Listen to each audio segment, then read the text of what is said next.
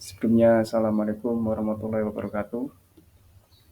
Eh, di sini Bapak Ibu dosen, pembimbing dan penguji, di sini saya akan mempresentasikan dari mata kuliah seminar pendidikan profesi guru PPG Prajabatan Gelombang 2 Univet Bantara. Perkenalkan, nama saya Azam Nasruddin, Sarjana Pendidikan, Bimbingan dan Konseling, nomor induk mahasiswa 232351405, dan dengan dosen pembimbing Ibu Aldila Fitri Nur Mainawati, Magister Pendidikan.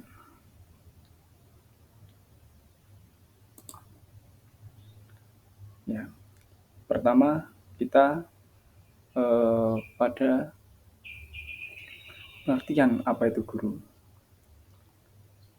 Guru sendiri dari pengertiannya adalah pendidik profesional dengan tugas utama mendidik, mengajar, membimbing, mengarahkan, melatih, menilai, dan mengevaluasi peserta didik. Guru merupakan ujung tombak pendidikan yang bertanggung jawab pada kualitas generasi penerus bangsa. Dapat dikatakan, guru menjadi kunci penting keberhasilan pendidikan. Salah satu karakter yang perlu dimiliki seorang guru untuk memenuhi tuntutan sebagai guru profesional adalah reflektif. Guru yang reflektif adalah guru yang mau melihat dirinya sendiri, melakukan refleksi dan introspeksi diri, khususnya terhadap kegiatan pembelajaran yang telah dilakukan. Lalu seminar PPG itu sendiri adalah mata kuliah yang memfasilitasi mahasiswa dalam meningkatkan kemampuan melakukan refleksi secara logis, kritis, dan sistematis terhadap proses dan hasil belajar selama mengikuti PPG. Melalui seminar pendidikan profesi guru, mahasiswa diajarkan bagaimana melakukan refleksi pembelajaran sehingga mereka dapat mencerna proses belajar mereka secara kritis dengan mengaitkan seluruh proses pembelajaran untuk mencapai pemahaman berbasis data, serta memahami kekurangan dan kelebihan mereka dalam proses belajar dan cara menindaklanjutinya untuk peningkatan berkelanjutan. Dari seminar PPG sendiri ini, saya mendapatkan banyak pengalaman karena saya merefleksikan dari berbagai mata kuliah pendidikan profesi guru prajabatan yang telah saya dapatkan dari semester 1 dan semester 2. Kemudian artefak pembelajaran sendiri secara garis besarnya. Yang pertama, artefak pembelajaran terkait pengembangan diri. Kemudian artefak pembelajaran terkait perkuliahan. Selanjutnya, artefak pembelajaran terkait praktik lapangan.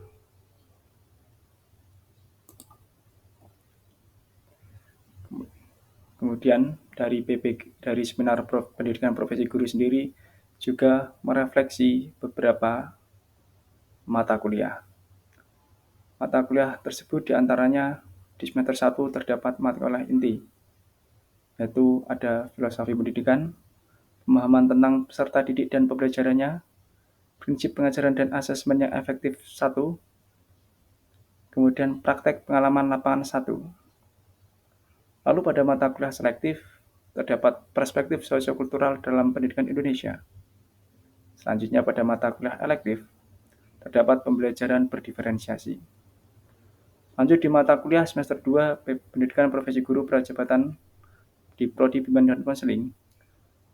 Di mata kuliah inti, terdapat pembelajaran sosial emosional, proyek kepemimpinan, prinsip pengajaran dan asesmen yang efektif 2, serta PPL 2. Lalu pada mata kuliah selektif, terdapat pengantar pendidikan untuk anak berkebutuhan khusus. Semua mata kuliah yang ada di pendidikan profesi guru ini, sebagian tidak saya dapatkan pada jenjang pendidikan S1. Dan saya mendapatkan mata kuliah ini ketika saya menempuh pendidikan profesi guru prajabatan yang memberikan saya wawasan dan pengetahuan yang lebih luas. Seperti filosofi pendidikan, pemahaman peserta didik, kemudian prinsip pengajar dan asesmen. Kalau di S1 itu yang saya dapat seperti manajemen BK, tapi pada mata kuliah ini lebih spesifik. Kemudian kalau di S1 dari perspektif sosiokultural sendiri itu yang saya dapatkan adalah seperti konseling lintas budaya.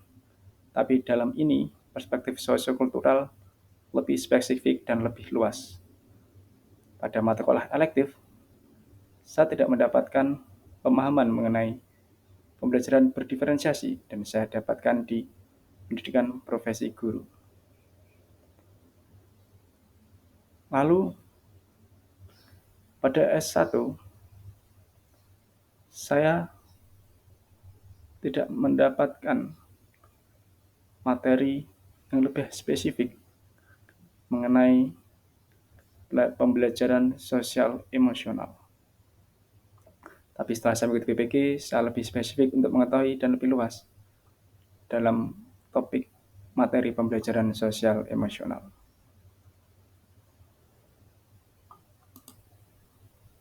Lanjut di paradigma makna guru. Guru adalah pendidik profesional dengan tugas utama mendidik, mengajar, membimbing, mengarahkan, melatih, menilai, dan mengevaluasi peserta didik. Dalam bahasa Jawa, istilah tersebut guru yaitu digugu dan ditiru. Maksudnya yaitu bagaimana interaksi guru dan siswa bukan hanya sekedar memberikan pengetahuan, akan tetapi juga membentuk karakter dan sikap hidup yang baik. Guru juga seringkali dianggap sebagai agen perubahan positif dalam kehidupan siswa mereka. Guru yang berkualitas dapat membantu membangun fondasi yang kuat untuk perkembangan akademis, intelektual, serta karakter siswa. Maka itu, dari guru-guru yang hebat terlahirlah generasi-generasi bangsa yang hebat. Lalu pada best practice, saya mengambil PPL 2.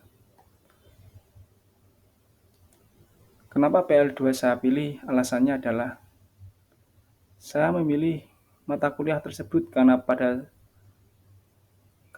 saya PPL saya mendapatkan banyak sekali pengalaman. Saya di S1 pernah melaksanakan PPL, tapi ketika saya mengikuti PPG, saya lebih mendapatkan banyak pengetahuan dan wawasan yang lebih luas dalam dunia pendidikan. Dalam pelaksanaan PPL 2, saya belajar melaksanakan praktik layanan dasar yang meliputi bimbingan klasikal, bimbingan kelompok, serta layanan responsif, yaitu konseling kelompok dan konseling individu.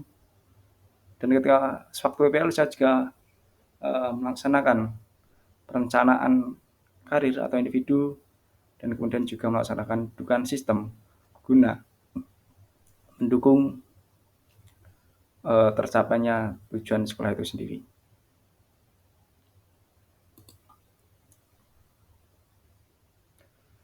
Lalu di PPL sendiri terdapat 2 topik.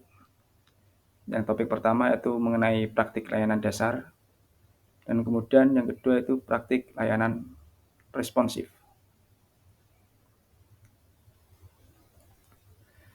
Praktik layanan dasar di sini terdapat seperti yaitu bimbingan kelompok dan bimbingan klasikal, di mana mahasiswa diminta untuk mempraktikkan dan membuat video dalam bimbingan kelompok dan bimbingan klasikal.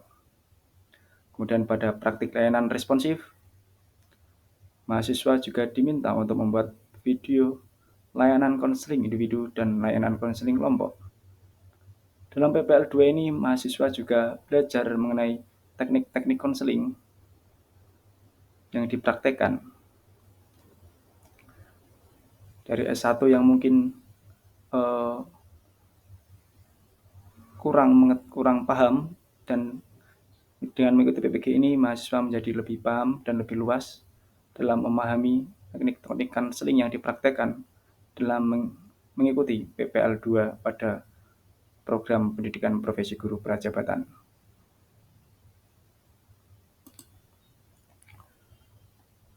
Topik 1 yang mengenai praktik layanan dasar. Pengetahuan tentang praktik layanan dasar yang sudah diperoleh pada PPA 2, prinsip pengajaran dan asesmen yang efektif 2, dengan pemahaman pada 1 konsep bimbingan perkembangan, kemudian topik-topik layanan dasar, selanjutnya metode-metode bimbingan klasikal, kemudian metode-metode bimbingan kelompok, serta 5, strategi kolaborasi dalam layanan dasar. Pemahaman tersebut menjadi dasar kegiatan praktik dalam PPL 2 saya. Adapun kegiatan yang dilakukan pada tahapan ini yaitu seperti mahasiswa diminta untuk melaksanakan asesmen kebutuhan peserta didik, yaitu mahasiswa membuat angket melalui Google Form yang disebarkan melalui link. Kemudian mahasiswa juga mempraktekkan layanan bimbingan klasikal. Selanjutnya, mahasiswa juga mempraktekkan layanan bimbingan kelompok, kemudian menyusun laporan bimbingan klasikal secara naratif, dan menyusun laporan layanan bimbingan kelompok secara naratif juga. Pada PPL 2 ini, mahasiswa lebih aktif, karena pada PPL 2 ini mahasiswa diminta untuk praktek daripada di PPL semester 1. Karena pada PPL semester 1, mahasiswa hanya diminta untuk melakukan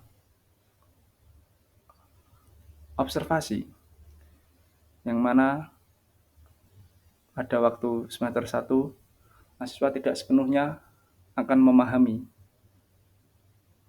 kalau tidak melaksanakan praktek secara langsung. Dan pada topik 2, praktik layanan individu atau layanan responsif, yaitu membahas mengenai pengetahuan tentang konsep layanan responsif yang sudah diperoleh pada prinsip pengajaran asesmen dan yang efektif semester 2, mencakup pertama yaitu memahami implementasi teori-teori konseling dalam layanan konseling individu dan kelompok. Selanjutnya membuat perencanaan layanan konseling individu dan kelompok atau rencana pelaksanaan layanan. Kemudian mengimplementasikan layanan konseling individu serta kelompok. Kemudian tak lupa membuat laporan dan video dan diupload melalui YouTube dan disertakan melalui link. Pemahaman tersebut menjadi dasar kegiatan praktik dalam PPL 2. Dan kegiatan yang dilakukan pada tahapan ini yaitu yang pertama, mahasiswa praktik konseling individu, kemudian layanan konseling kelompok. Di sini mahasiswa mungkin juga akan mengalami kesulitan karena mahasiswa juga baru praktik, yaitu tentang mengenai teori-teori teknik konseling. Dan mungkin di situ mahasiswa juga banyak kekurangan. Tapi dari kekurangan-kekurangan itu akan dijadikan pengalaman untuk bekal menjadi guru nanti. Setelah itu, mahasiswa diminta untuk menyusun laporan hasil konseling individu yang disertakan video, lalu menyusun laporan hasil konseling kelompok yang juga disertakan video juga.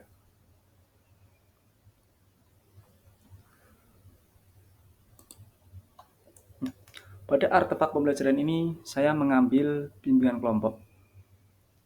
Kenapa bimbingan kelompok? Karena saya rasa bimbingan kelompok pada layanan bimbingan dan konseling di sekolah mungkin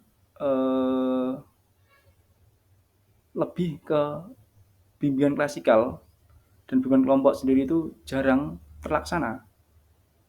Karena yang terlaksana lebih ke bimbingan klasikal dan perencanaan karir.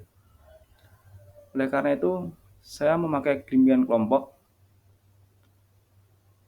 karena memungkinkan mereka untuk saling bertukar pengalaman dan pendapat-pendapat yang lebih spesifik dan lebih tenang. Bimbingan kelompok dipilih sebagai artefak pembelajaran karena mendorong kolaborasi, interaksi di antara siswa, memungkinkan mereka untuk saling berbagi ide dan belajar dari pengalaman satu sama lain. Lingkungan kelompok juga menyediakan dukungan emosional, membuat siswa merasa lebih nyaman, mengungkapkan tantangan yang dihadapi, diversitas, perspektif dari setiap anggota memperkaya proses belajar, dan memberikan pemahaman yang lebih mendalam. Selain itu, bimbingan kelompok membantu mengembangkan keterampilan penting seperti kepemimpinan dan pemecahan masalah, sekaligus meningkatkan motivasi belajar melalui elemen kompetisi dan dukungan. Dengan demikian, bimbingan kelompok menjadi metode yang efektif dalam mencapai tujuan pembelajaran. Karena dari bimbingan kelompok, siswa lebih spesifik untuk pemahaman dan pengembangan dirinya sesuai kebutuhan mereka. Kalau secara klasikal, tidak sepenuhnya siswa memiliki kebutuhan yang sama. Akan tetapi, siswa yang tidak memiliki kebutuhan yang sama tersebut dapat menjadi wawasan dan pengembangan dirinya. Lalu, saya lanjut ke desain inovasi. Ya, desain inovasi ini berasal dari best practice yang saya pilih, yaitu pada mata kuliah PPL 2 yang mengambil artefak pembelajaran mengenai layanan bimbingan kelompok. Desain inovasi yang ingin saya kembangkan adalah mengenai media pembelajaran atau alat permainan edukatif atau APE. APE sendiri saya terinspirasi dari permainan monopoli dan ular tangga. Alat permainan edukatif yaitu sesuatu yang dapat digunakan sebagai sarana atau peralatan untuk bermain yang mengandung nilai edukatif, pendidikan, dan mengembangkan seluruh kemampuan peserta didik.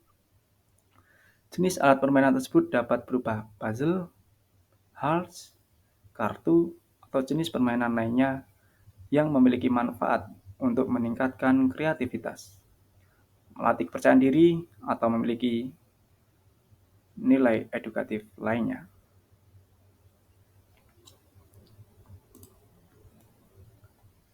Alat permainan edukasi dalam desain inovasi sendiri, saya mengambil ladder to order tadi yang saya katakan bahwa saya terinspirasi dari permainan monopoli dan ular tangga yang saya kembangkan, atau mungkin saya gabungkan yang saya kembangkan jadi ladder truth order. Dimana kalau ular tangga itu permainannya adalah naik dan turun seperti tangga. Lalu pada monopoli itu terdapat kartu di setiap pemberhentian di monopoli ada perintah. Maka itu saya kembangkan menjadi ladder truth order, yaitu di mana dadu dilempar dan bidik berhenti sesuai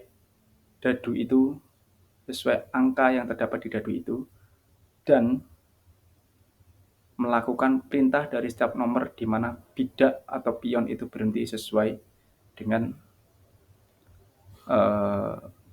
angka dadu yang keluar. Atau bisa dijelaskan dengan ini, APE atau bisa disebut media ajar yang saya gunakan adalah permainan ladder truth order yang terinspirasi dari ular tangga dan monopoli yang kemudian saya kembangkan menjadi permainan ladder truth order sebagai media ajar. Ya, ladder truth order sendiri merupakan permainan papan di mana pemain melempar dadu secara bergiliran untuk memindahkan bidak mereka sesuai jumlah titik yang terdapat pada dadu. Bidak-bidak tersebut yang berhenti sesuai hitungan pada jumlah titik di dadu, mengikuti perintah yang terdapat pada papan di mana bidak berhenti. Ya, itulah permainan dari ladder truth order yang saya kembangkan dari inspirasi dari monopoli dan ular tangga. Lalu tujuan dari permainan itu sendiri adalah yaitu bagaimana menciptakan layanan bimbingan konseling yang inovatif dan menyenangkan. Bahwa menghapus pandangan bahwa guru BK itu polisi sekolah itu adalah sesuatu yang salah. Kemudian menumbuhkan motivasi belajar bagi peserta didik, yaitu mengajak peserta didik untuk lebih semangat belajar dan belajar yang menyenangkan. Karena dengan belajar menyenangkan, peserta didik akan merasa gembira dan merasa belajar itu tidak membuatnya jenuh. Kemudian memudahkan peserta didik dalam memahami informasi yang disampaikan oleh guru. Karena dengan metode hanya dengan metode ceramah atau yang lainnya, mungkin siswa akan jenuh dengan metode tersebut. Oleh sebab itu, agar penyampaian informasi itu dapat diterima oleh peserta didik, seorang guru harus mempunyai metode atau media yang dapat menarik simpati peserta didik untuk memperhatikan dan merefleksikan. Lalu, proses pemberi layanan lebih bervariasi sehingga peserta didik tidak mudah bosan. Karena kalau peserta didik hanya dengan satu metode saja, mungkin di pertemuan-pertemuan selanjutnya peserta didik akan bosan. Oleh sebab itu, guru harus sering berinovasi untuk menciptakan metode pembelajaran yang menyenangkan bagi peserta didiknya. Itu contohnya dengan melalui media ajar atau alat permainan yang edukatif. Lalu ini sendiri adalah tampak atau gambar dari papan ladder truth or dare sendiri. Yaitu terdapat star dan nomor 1 sampai 15 ya. Di sini 15 adalah finish. Ya. Dan panah ke bawah adalah tanda panah yang jatuh, seperti permainan ular tangga. Ketika menjumpai ular maka dia akan jatuh ke bawah. Dan setiap nomor ada perintah seperti monopoli ya. Karena ini saya kembangkan terinspirasi dari permainan monopoli dan permainan ular tangga.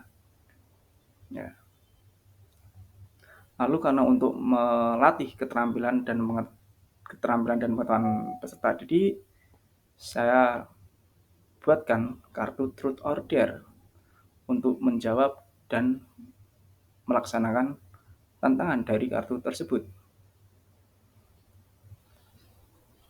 Kemudian di sini juga terdapat tata cara penggunaannya. Yang pertama itu dari perlengkapan sendiri sebelum memainkan. Itu ada beberapa perlengkapan yang harus disiapkan sebelum bermain ladder truth or dare, yaitu terdapat papan permainan ladder tentunya yang terdapat dari 16 bidak, kemudian 1 buah dadu, kemudian 10 kartu truth berisi pertanyaan mengenai ketergantungan media sosial Instagram, Facebook, TikTok, dan lain-lain sesuai dengan RPL, dan tentunya itu sesuai dengan AKBD itu sendiri. Lalu 10 kartu dare berisi pernyataan mengenai ketergantungan media sosial juga, yaitu pada Instagram, Facebook, TikTok, dan sosial media lainnya yang harus dilakukan atau diperhatikan secara langsung. Selanjutnya terdapat pion atau bidak untuk menjalankan permainan tentunya. Lalu pada persiapannya, setelah perlengkapan siap, ada beberapa persiapan sebelum bermain ladder truth or dare, antara lain ya, pilih terlebih dahulu pemain yang akan memainkan ladder truth or dare ya. Minimal 5 orang dan maksimal 8 orang. Kemudian letakkan kartu truth or dare di sebelah papan ladder. Pilih pemain yang akan bermain pertama, kedua, dan seterusnya dengan cara hampimpa atau sejenisnya.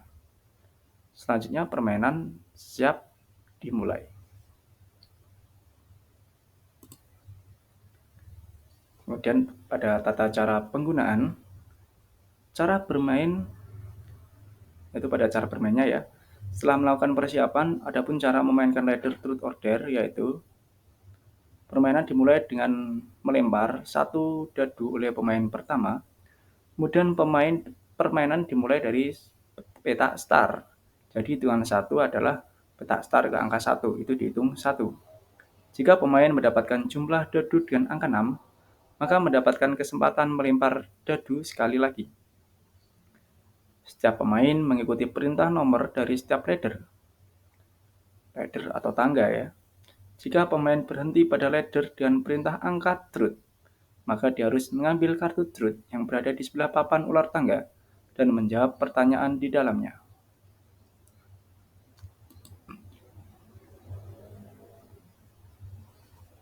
Oke, selanjutnya, jika pemain berhenti pada ladder dengan perintah angka dare, maka dia harus mengambil kartu dare yang berada di samping papan dan menjawab tantangan di dalamnya. Permainan dilanjutkan secara bergiliran dari permainan pertama, kedua, ketiga, dan seterusnya. Pemenang permainan adalah pemain yang pertama kali sampai garis finish. Pemain yang kalah adalah pemain yang terakhir sampai garis finish. Selanjutnya, pada perintah setiap nomor ya, yaitu permainan dimulai dari start dan hitungan 1 dimulai dari angka 1 setelah start. Kemudian ikuti perintah sesuai perintah nomor setiap tidak berhenti di ladder. Perintah tersebut sebagai berikut ya.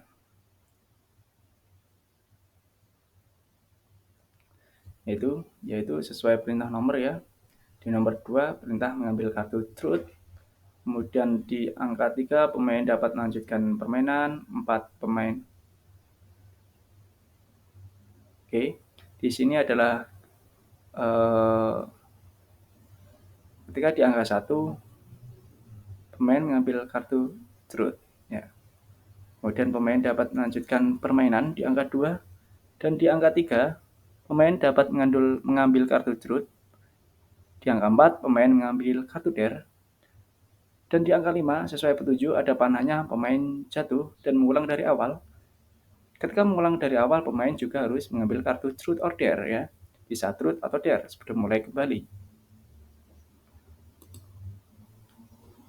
Kemudian pada selanjutnya di angka 6 ya, pemain mengambil kartu truth.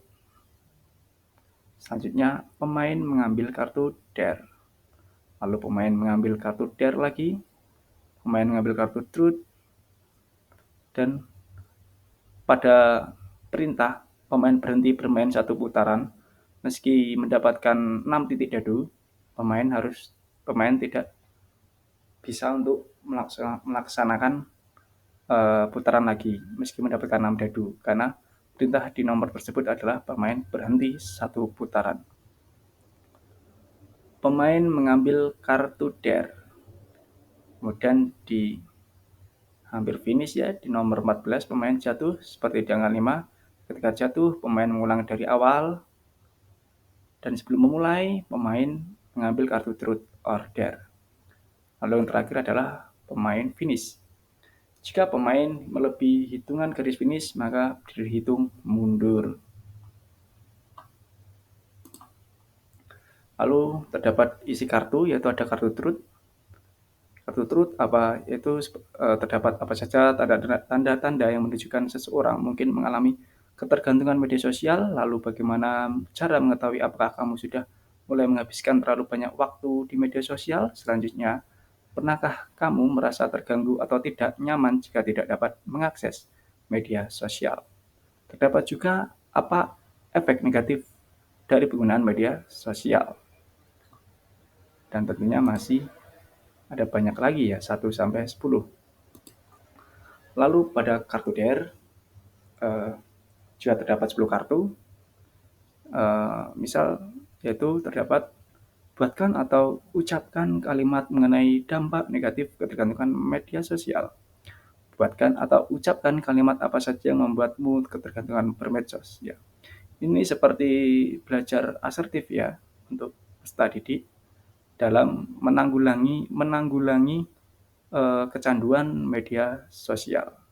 Dan tentunya kartu Isider ini terdapat 10 perintah.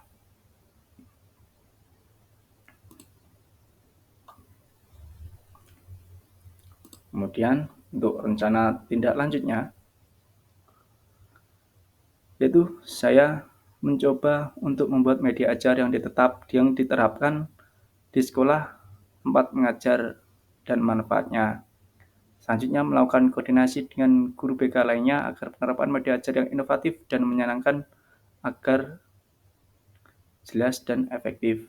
Selanjutnya melakukan evaluasi pada media ajar setelah diterapkan untuk pengembangan selanjutnya. Ya, pada refleksi ini saya mendapatkan banyak sekali pengalaman mengajar di kelas. Karena PPL di S1 dengan PPL ketika mengikuti PPG itu durasi waktunya jauh lebih berbeda. Oleh sebab itu saya lebih banyak mendapatkan pengalaman, pengetahuan, dan wawasan. Dan saya mendapatkan lebih spesifik mengenai materi-materi dulu yang pernah saya pelajari, dan kini saya lebih mendalami materi tersebut dan lebih memahami. Kemudian dari refleksi ini saya juga sebagai calon guru harus dapat menciptakan media pembelajaran yang inovatif agar peserta didik tidak bosan.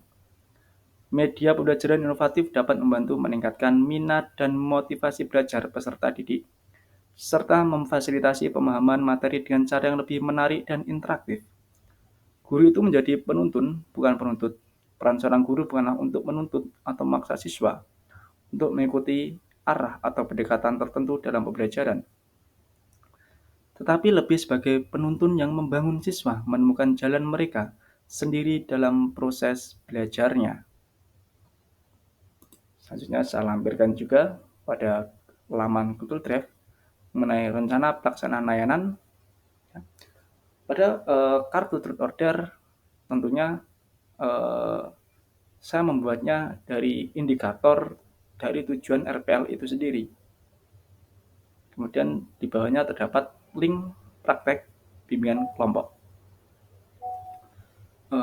Mungkin cukup ini yang bisa saya sampaikan kepada Bapak Ibu dosen penguji, pembimbing, atau audien yang melihat atau menonton.